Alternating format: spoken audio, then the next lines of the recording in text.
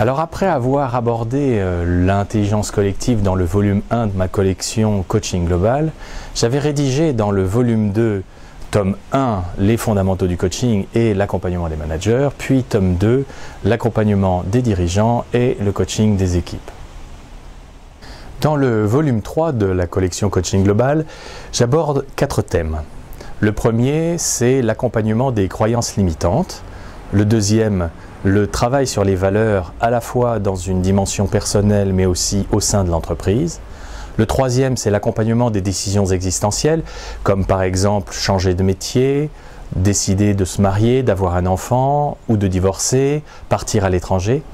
Et puis le quatrième thème concerne l'usage de la roue de Hudson comme outil d'accompagnement des projets et aussi des projets à fort impact identitaire. Dans le tome 1 du volume 3, j'aborde donc la question des croyances limitantes et de leur accompagnement. Nous ne sommes pas en contact avec le réel, mais beaucoup plus avec une réalité que nous avons construite. Cette réalité se construit d'abord au travers de nos filtres physiologiques, puis de nos filtres sémantiques, qui a été extrêmement bien mis en lumière par tous les travaux de la sémantique générale et donc d'Alfred Korzybski, et ensuite nos filtres psychologiques. C'est au cœur même de nos filtres psychologiques que se situent nos croyances limitantes. Je profite de ce tome 1 du volume 3 pour aborder comment se construit notre réalité. Notre réalité, c'est d'abord une réalité construite à partir de notre physiologie et donc des mécanismes du cerveau et des neurosciences.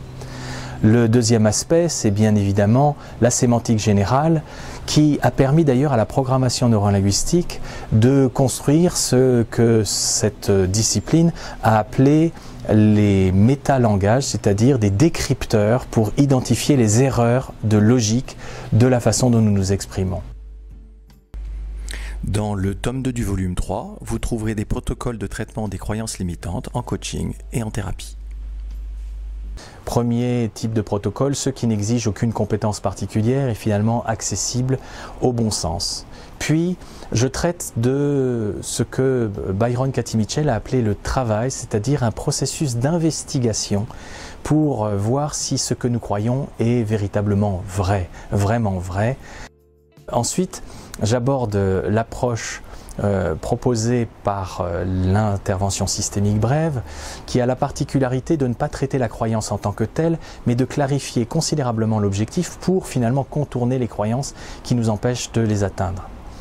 Après avoir présenté finalement un protocole général de la programmation neurolinguistique pour accompagner les croyances limitantes, je ne fais pas l'impasse bien sûr sur les apports de l'analyse transactionnelle qui sont considérables pour penser justement ce thème des croyances. Dans les croyances limitantes se joue toujours une dimension émotionnelle qui n'est pas directement traitée par l'approche cognitive.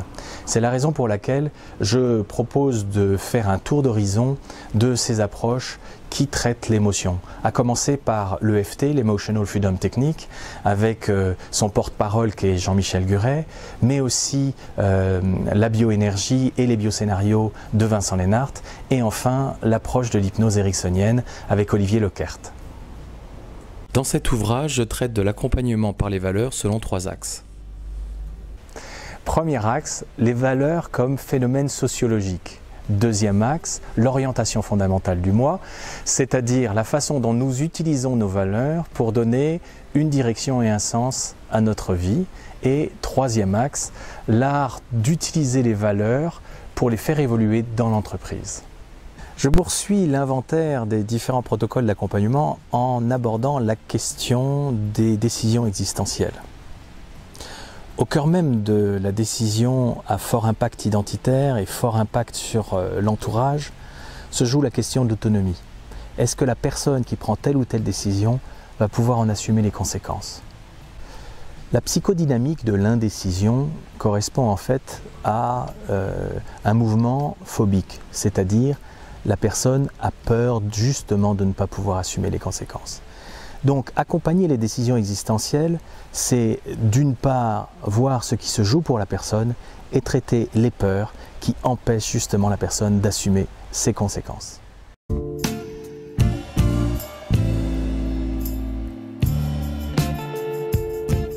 Ce modèle expert présente en fait un avantage majeur, c'est qu'il différencie l'accompagnement de changement de projet de l'accompagnement de changement identitaire.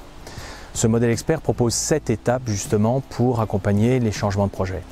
On constate souvent que lorsque les projets précédents ne sont pas bien fermés, c'est-à-dire que les personnes n'ont pas pu traverser le deuil, elles ont une difficulté à se réattacher, à se réengager dans de nouveaux projets. Donc un point qui sera particulièrement développé, c'est la question du deuil. Est-ce que les personnes ont pu faire le deuil du précédent projet et tirer le meilleur parti de ce qu'elles ont déjà vécu ? Deuxième dimension que permet d'accompagner la roue de Hudson, c'est finalement le changement à fort impact identitaire. Un des enjeux majeurs du changement identitaire pour réorienter sa vie, c'est de disposer d'un espace de retrait où la personne va finalement pouvoir faire le point avec son accompagnant. En prenant du temps pour elle-même, accompagnée par son coach ou son thérapeute, la personne va pouvoir réévaluer ses valeurs, revisiter ses croyances limitantes et finalement décider de nouveaux projets pour la suite de son existence. Tel est l'enjeu justement de l'usage de la roue de Hudson.